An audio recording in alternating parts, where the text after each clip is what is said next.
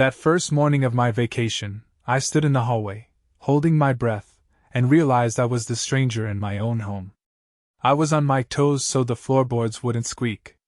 My wife and the kids were in the next room, talking in those hushed voices people use when they think you're out of earshot. The night before, we'd had dinner at the table, all four of us, which felt nice enough. I didn't sense anything off. I just clocked out of work on Friday and told my boss I wouldn't be back for 2 weeks. No big announcement. No special plans. Just needed space. Time with my family, that's all. But standing there, trying not to breathe too loud, I understood something had shifted while I was gone all those long days on the road. And it cut deeper than any quick fix could heal. I'd spent a good chunk of my life leaving home at dawn, getting on trains, taking calls from dispatch. It was a routine I never questioned. The paycheck kept the mortgage paid and the fridge stocked. When I said I was taking 2 weeks off in September, it wasn't some grand plan. I just thought, maybe the kids would be happy to see me more. Maybe my wife and I could share morning coffee on the porch. I pictured us with blankets draped over our knees, a dog sniffing around, little domestic things you see on postcards. I'm 53. I don't need much. Just some calm. Some sense of belonging. That first day, I tried to be useful, tidied up the shed, folded some laundry. I'm not great at housework, but I wanted to show I was around, paying attention. My wife thanked me, smiled a bit, then went off to do her own thing. The kids had cartoons on in the living room.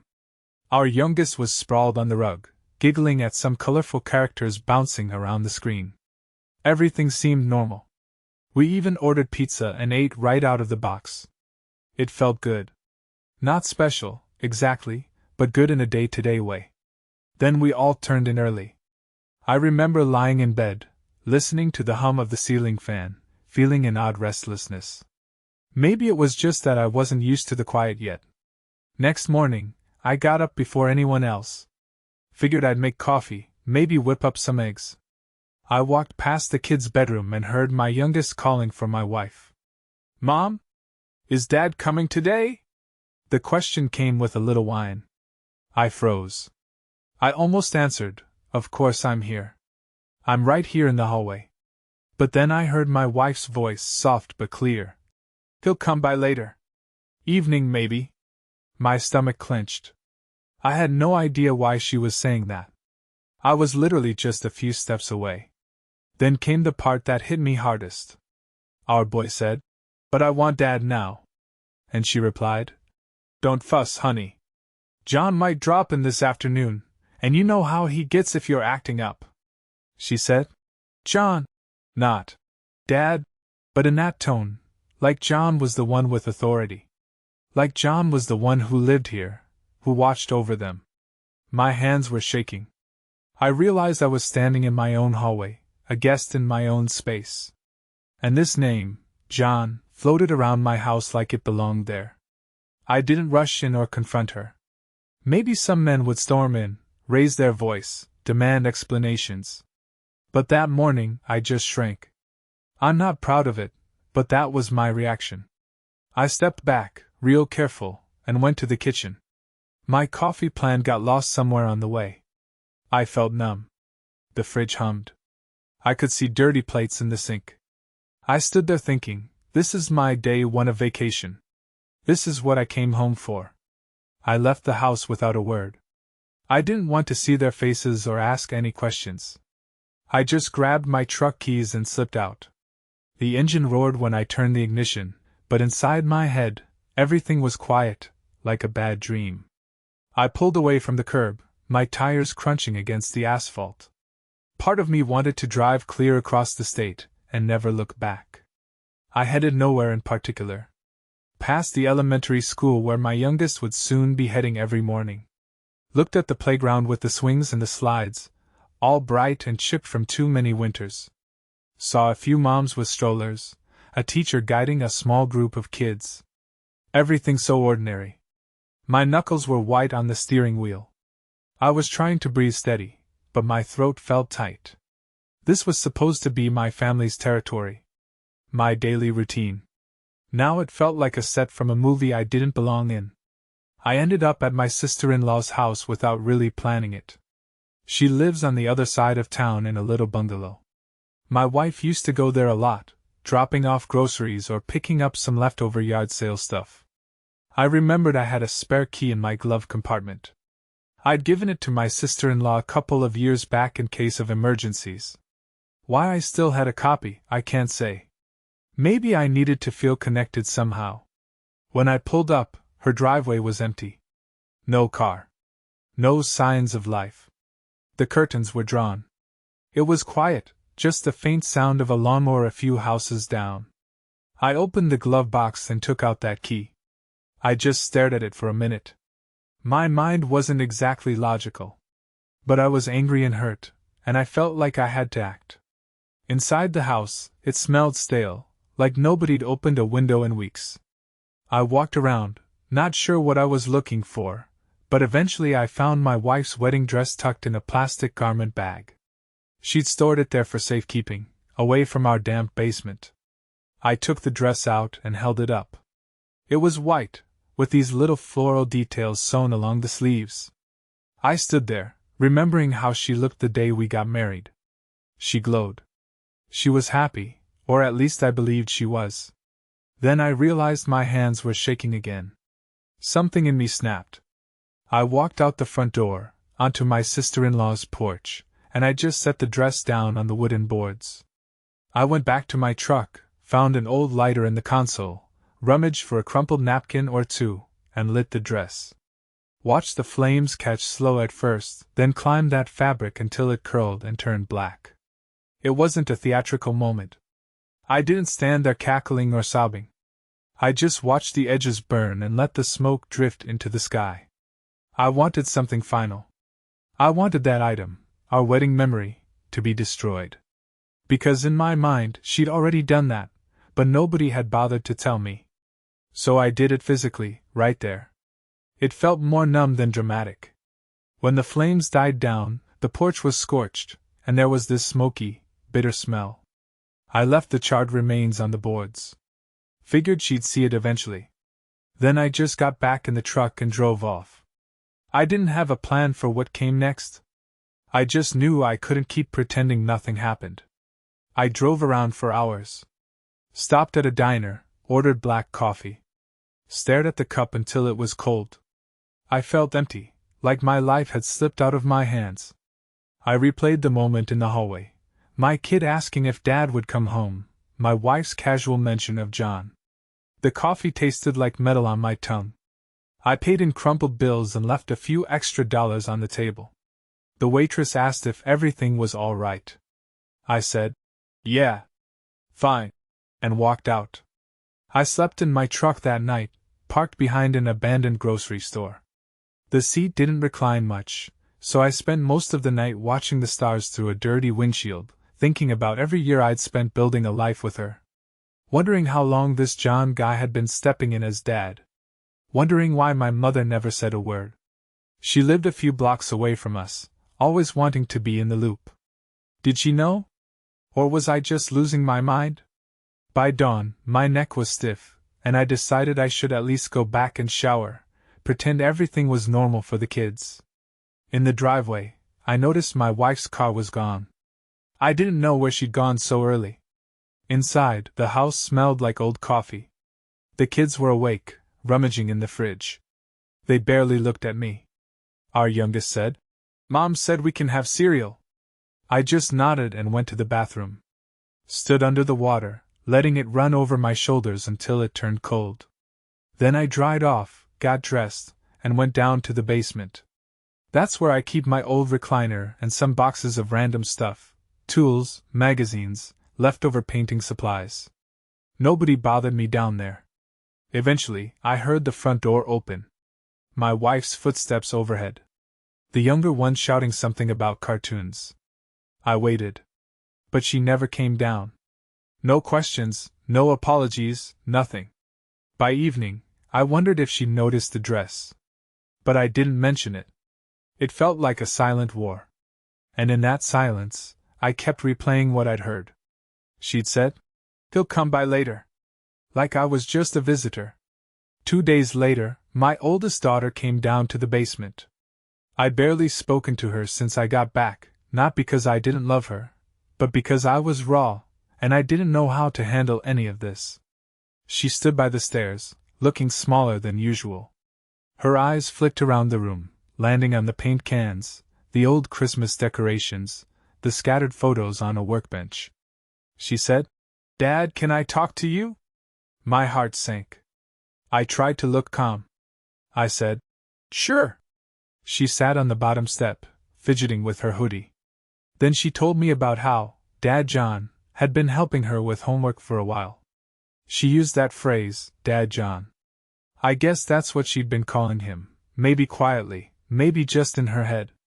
She said he was good at math, that he stayed over sometimes, in my house, when I was away on trips.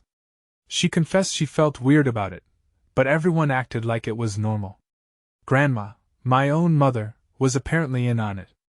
She'd come by, see John, see my wife, see the kids, and act like it was perfectly fine. Because, as my daughter put it, she says you're too strict for a family man. She said you push people away. That was the line my girl repeated. You were always too tough on us. That's what my daughter heard from my mother. That's why she didn't question it. She thought maybe I deserved it. I just sat there, listening, the basement walls pressing in. My ears were ringing. I wanted to shout or weep or do something, but all I managed was a nod. Because, honestly, maybe I was tough. Maybe I was absent a lot. But I never wanted to be replaced. I never expected my own mother to pick sides against me. I asked my daughter if she felt safe. She shrugged. "He's nice," she said. "Nicer than you, sometimes." It hurt, but I kept my mouth shut. She looked so sad, like she was telling me she'd been forced to lie, forced to pretend. And I didn't have any comfort to offer. After she went back upstairs, I stayed in the basement for hours. I tried to watch some old TV show on my phone, but it was all just noise. My mind was spinning. I felt like a failure, but also betrayed, cheated, humiliated, so many things at once. I kept replaying that conversation. "Dad John. Your mother thinks you're too strict. He's nicer." Everything I'd built, a house, a marriage, a life for these kids, suddenly felt worthless. And I had no idea how to fix it. I didn't sleep in my bed that night. Or the next. I just stayed downstairs, curling up on the old couch that reeked of mildew. I didn't talk to my wife at all. She didn't come down, didn't knock. We were like strangers living under the same roof. The kids kept their distance too. Something was broken, and we all felt it. I started looking at places on Craigslist, cabins, rentals, anything outside of town. I knew I had to get away, but I wasn't sure how to do it without kicking up a storm. I was tired of storms. Tired of yelling, crying, the whole mess. I finally just left. Threw a few things in a duffel bag, took my truck, and drove out of town. No goodbyes. Just a text message to my wife that said, "Gone for a while. Don't wait up." I still had some vacation days left. I rented a small place by a lake, about an hour north. Paid in cash. Told the guy I might stay a month if I liked it. He just shrugged and handed me the key. That's where I went to disappear. I needed the quiet. I needed to think about what to do next without screaming or crying or making a scene. I shut off my phone after the second day. I didn't want to hear from them. I didn't want to know what was happening back home. Maybe John was tucking the kids in. Maybe my mother was dropping off groceries. It all felt so far away, like a life that belonged to someone else. I didn't leave the lake cabin much. There was a small grocery store a few miles down the road, and I'd drive there every few days to pick up canned soup, bread, some lunch meat.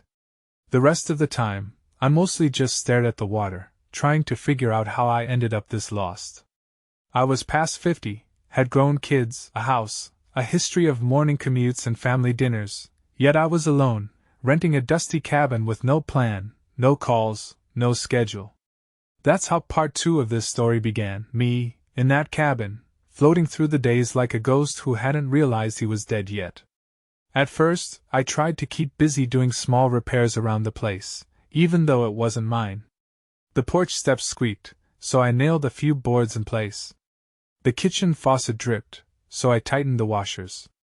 Felt better to have my hands on something.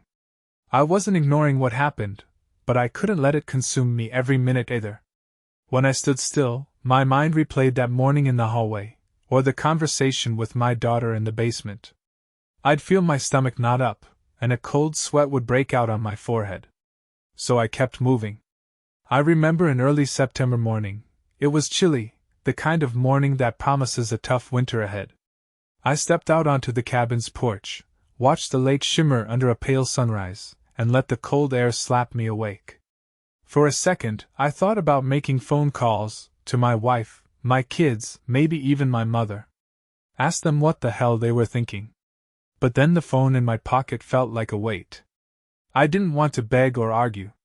So I turned it off again, tossed it onto a chair, and picked up a broom to sweep the leaves from the porch. A few days passed like that. Then a few more. I fell into a routine: wake up, check the water pipes, fix any squeaks or leaks I found, drive to the store if I needed more food, come back, sit on the porch, watch the light fade over the lake. My head never cleared completely, but I found a strange peace in the isolation. There were no screaming arguments, no kids calling me by another man's name, no mother telling me I was too strict. Just me, the water, and the trees swaying in the wind. Some nights, the loneliness stung so bad I almost cried, but I swallowed it down. I wasn't raised to cry. So I just walked to the edge of the lake, stare at my reflection, and wonder if I'd ever feel whole again. After the second week, I started having nightmares. They weren't flashy or dramatic, just replayed scenes of me standing in my own home, hearing John's name, or watching my daughter hug him and call him Dad. I'd bolt awake, chest pounding, skin cold with sweat. I'd sit there in the dark, telling myself it wasn't real. But it was real. That's what hurt the most. I knew when I went back, if I went back, I'd still be the outsider in that house. Sometimes I thought about the old days, when we first bought that place. It was a starter home, small yard, nothing fancy, but my wife loved it. The kids were babies then, crawling around, getting into everything. I was always working, traveling, checking job sites, doing the grunt work. But I liked knowing I was providing. I liked walking through that front door in the evening, hearing squeals of, "Daddy's home!" Now I couldn't even walk in without feeling like a trespasser. Mid-September rolled in, leaves turning orange and red, the air crisper by the day. My time off was running out. I figured I should make a decision, either face them or vanish for good. The idea of a clean break was tempting. I pictured myself driving to another state, changing my phone number, letting them move on with John. But that seemed too easy, too cowardly. And I still loved my kids, no matter what. They were confused, or misled, or just hurting the way I was hurting.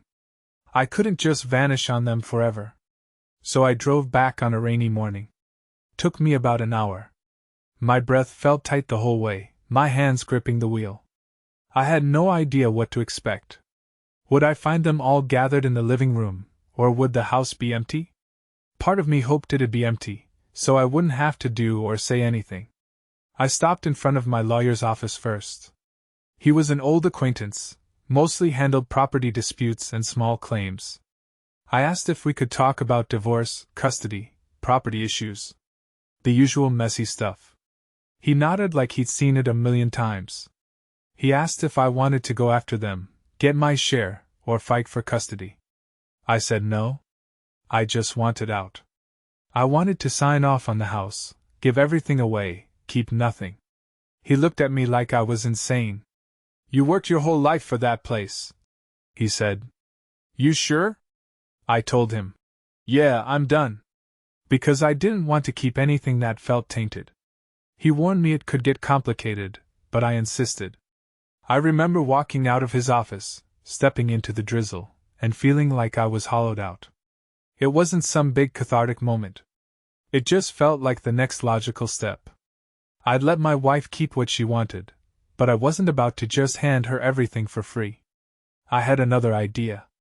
My younger brother, he'd lost his job a while back, had a family of his own. I figured give him the house. Let him deal with the mortgage or sell it.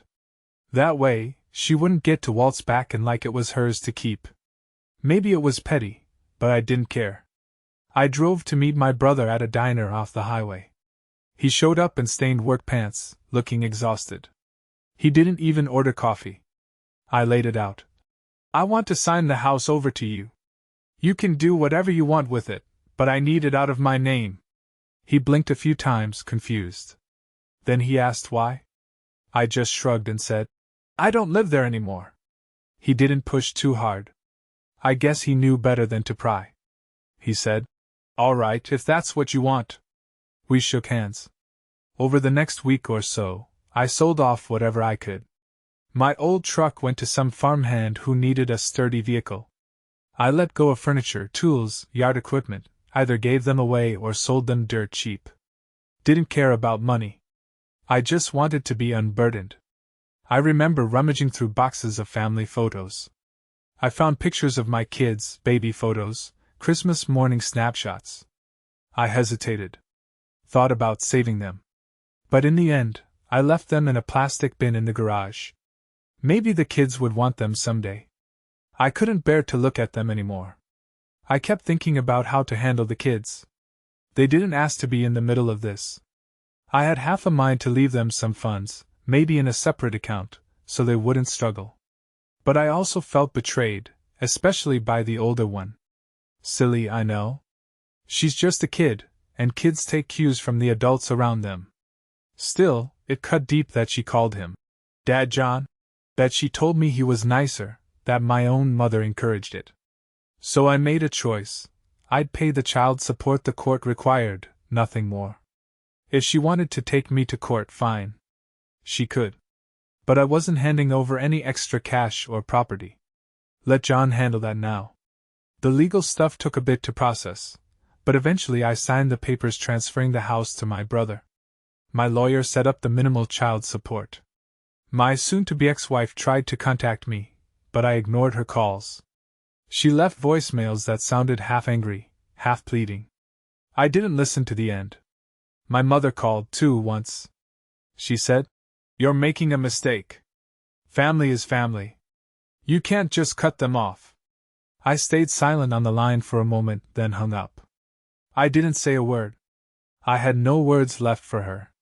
Then I did one more thing. I wrote letters to my kids. 2 letters, one for each. I sat at a cheap hotel desk, the kind with a notepad and a ballpoint pen that barely worked. I didn't write any big speeches about love or betrayal. I didn't rant or blame them.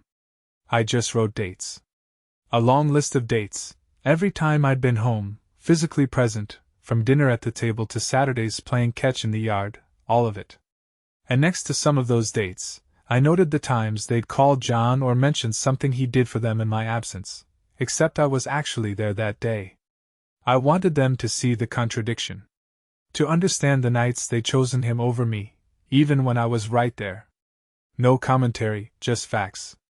Just a reminder that their father wasn't as absent as they might have been told. I sealed each letter in an envelope, wrote their names on the front, and mailed them with no return address. That was my final statement. After I sent those letters, I drove out to a trailer park I'd heard about, near a highway that wasn't too busy but still saw enough traffic to keep a small gas station alive. My brother came through with a used single-wide trailer. It wasn't pretty, but it had a bed, a stove, a toilet. That's all I needed. I paid the lot fee in cash and moved in with a duffel bag of clothes and a few personal items, mostly tools. The mattress was lumpy, the walls thin as paper. But it was mine, and nobody else had a key. I started looking for local jobs, just enough to keep me afloat. I didn't want to go back to my old career. Too many reminders of the man I used to be. So I ended up at a gas station a few miles down the highway. The sign out front blinked a broken neon. The boss was a thick-set guy who didn't ask a lot of questions when I handed him a basic resume. He needed someone to stock shelves, man the register, maybe rotate the hot dogs on the roller. I said I could do it. He said, "Start tomorrow." So I did. I tried not to think too much during those early days at the station. The routine was simple. I'd get up at dawn, do a quick rinse in the tiny shower, eat some toast if I had bread, then drive to work in a battered old sedan I bought off a neighbor for a few $100. I'd stand behind the counter for 8 hours, scanning cigarettes and candy bars for travelers and locals. Sometimes truckers would come in, talk about the weather or the roads up ahead. I'd nod politely, maybe say a few words. But mostly I stayed quiet. One afternoon, a man about my age came in, looked around the dusty aisles, then approached the register. He was wearing a ball cap from some trucking company.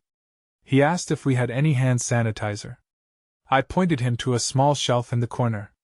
He stared at me a second, like he wanted to ask something else.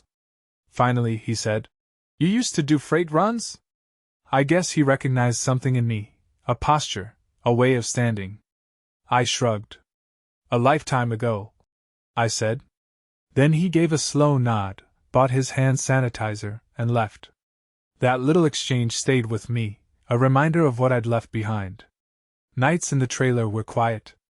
Sometimes the highway noise lulled me to sleep. Other times, it kept me awake, or I'd dream about it even after I drifted off. I saw the kids in my dreams, too. They were smaller, still toddlers, running toward me, arms outstretched. Then my wife's face would appear, and she'd morph into John, or I'd see my mother in the background, shaking her head. I'd wake up sweaty, heart pounding. Usually, I'd go sit at the small table by the window and drink a glass of water, watch the headlights sweep by. That was my new normal. I never called them. Never checked if they got the letters. Part of me hoped they'd read those dates and realize what had happened, that I wasn't just some cold, distant father. But another part of me didn't care anymore. I was tired of feeling worthless. I wanted to move forward, or at least exist without the constant ache. Some nights, I wondered if they thought of me at all. If they missed me. If John had fully taken my place. But I'd shake the thought away. I reminded myself I'd made my choice to leave. A few weeks turned into a few months. Fall started giving way to winter. The chill in the air grew sharper, biting at my face when I stepped outside. The trailer's heater sputtered, and I wrapped myself in blankets at night. I wasn't comfortable, but I also wasn't drowning in the sorrow I felt back in that house. There was a sort of grim peace in living alone, a bare existence. I had no illusions about happiness. I wasn't chasing it anymore. Just wanted to survive from one day to the next. One evening, I was taking out my trash to the dumpster by the chain-link fence. I paused, looking at the sky. The sun was gone, leaving an orange glow above the horizon. Headlights whizzed by on the highway. Suddenly, I found myself imagining her, my wife, taking out the trash at home. My mind's eye pictured her glancing at the mailbox, maybe expecting a letter or a note from me. Of course, she wouldn't find anything. I never sent a thing to her. Not after those letters to the kids.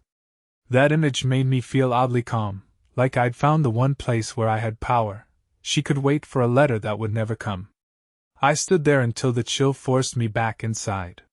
That was my life for a while.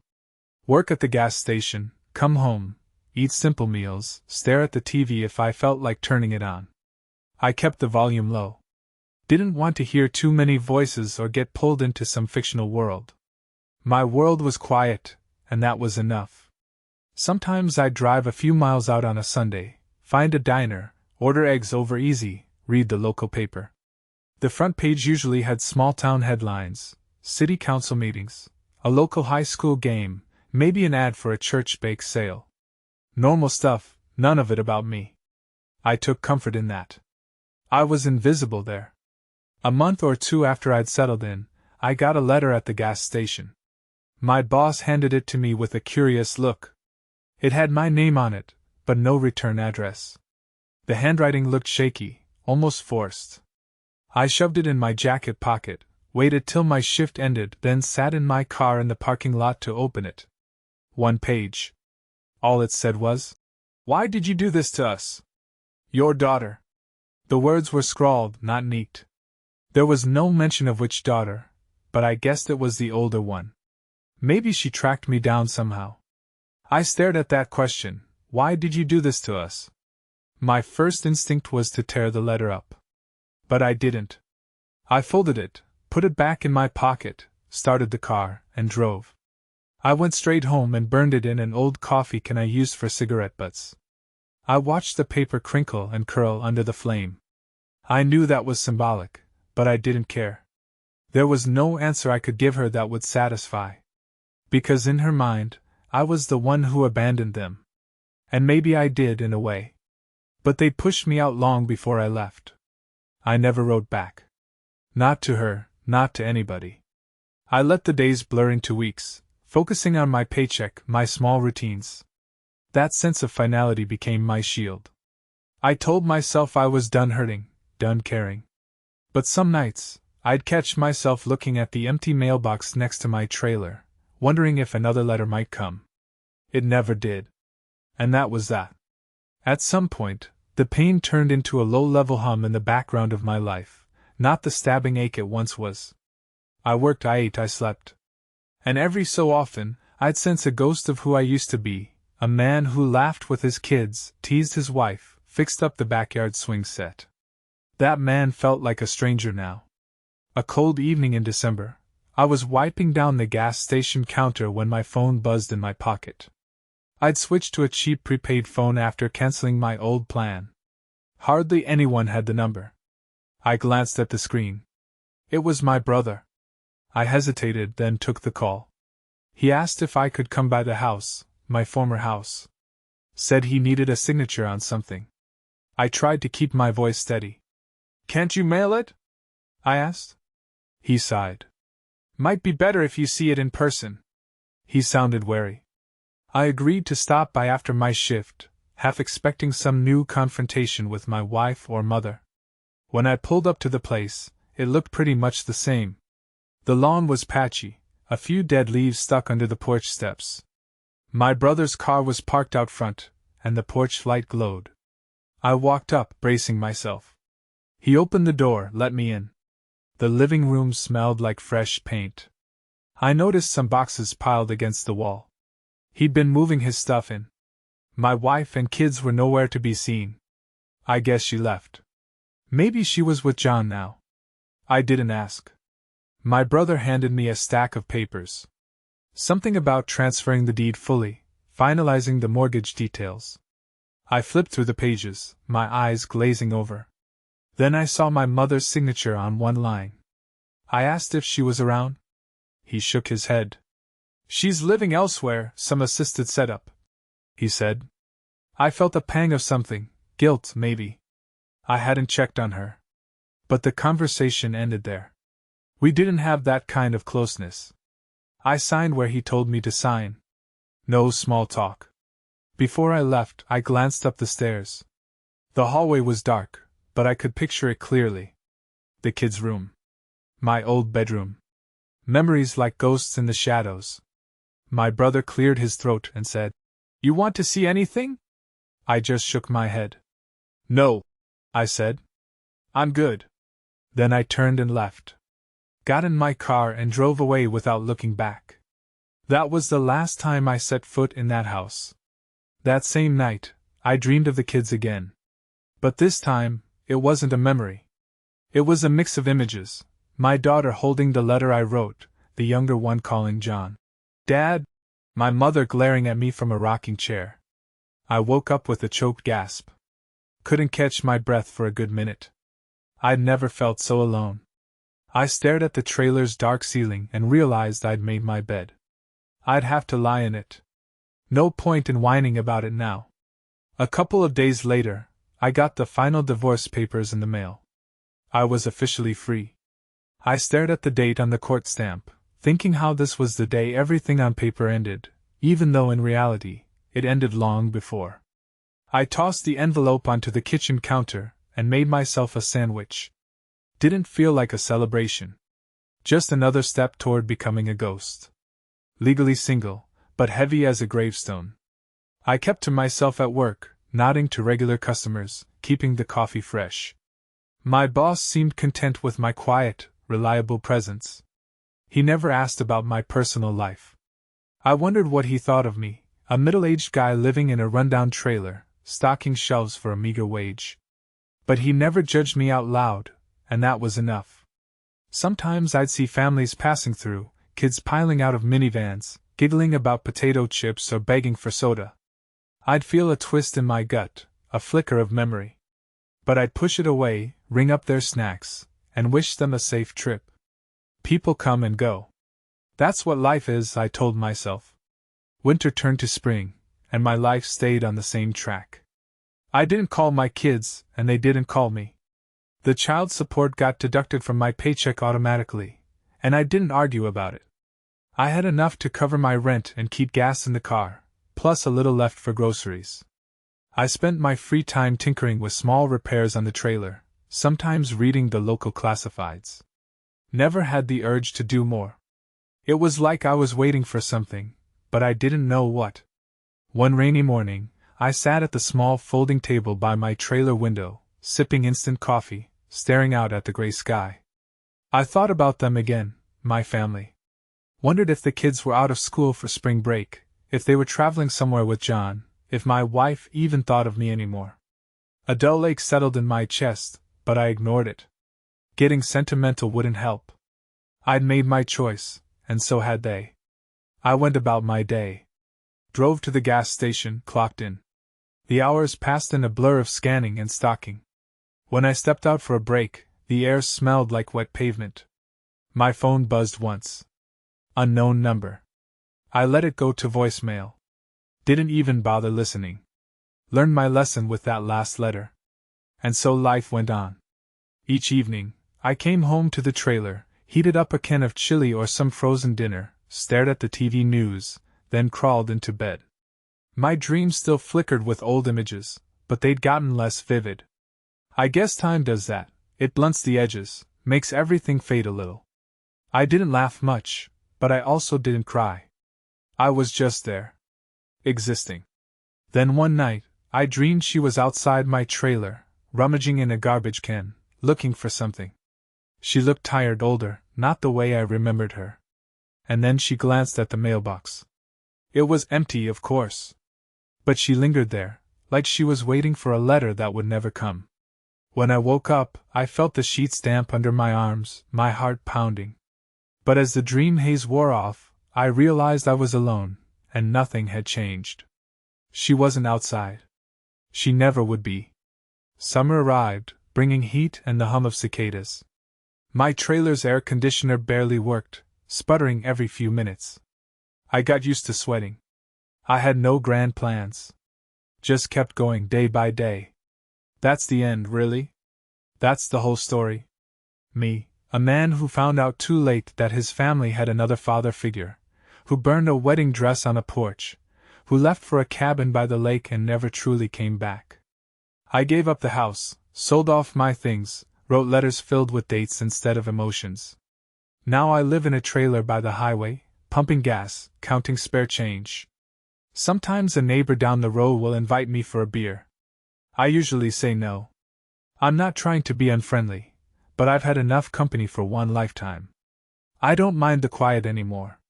I don't miss the fights, the lies, the sense of being unwelcome in my own home. I do think about the kids, though. There's no switch to turn off a father's love entirely.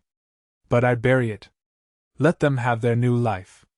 If they ever come looking, they'll find an old man with tired eyes working behind a register, probably wearing the same worn-out jacket, breathing in the smell of diesel and stale coffee. Some nights, when I kill the lights in the trailer and lie down, I picture her again, my wife, carrying a bag of garbage to the curb. In my mind, she's barefoot on the driveway, her hair a little messy. She stops, glances at the mailbox, maybe hoping for a letter. But there's nothing there, just like always. It's a silent moment that replays in my dreams. I watch from somewhere out of sight, and she never sees me. Maybe that's how it should be. Because even if she opened that box, she wouldn't find what she wants. She'd find empty air. All the words I had were burned away on that porch, the day I set fire to her dress, or poured into those letters of dates to the kids. There's nothing left for her. And that's my life now. No phone calls, no holiday visits, no family dinners. Just work, a trailer, and the steady rush of the highway outside my window. I'm not bitter about it, at least I try not to be. I'm just done. Done fighting, done hoping. Sometimes I catch my reflection in the mirror, a man in his 50s, hair thinning, eyes heavy. I see the outline of the guy who once came home every night, who ate dinner with his kids, who believed in family. But that guy's gone, replaced by this quiet, hollow version. I accept it. Not happily, but I accept it. Life keeps moving. The sky changes color. Seasons roll through. Cars keep passing on the road. And I stay here, punching in at the gas station, punching out at the end of my shift, heating up cans of soup, sleeping under flickering fluorescent lights. I don't expect any mail. I don't wait for visitors. I don't dream of grand reconciliations. I just get up each day, breathe, and do what needs to be done. If that sounds sad, maybe it is. But it's also peaceful in its own way. And when people ask, "Where's your family?"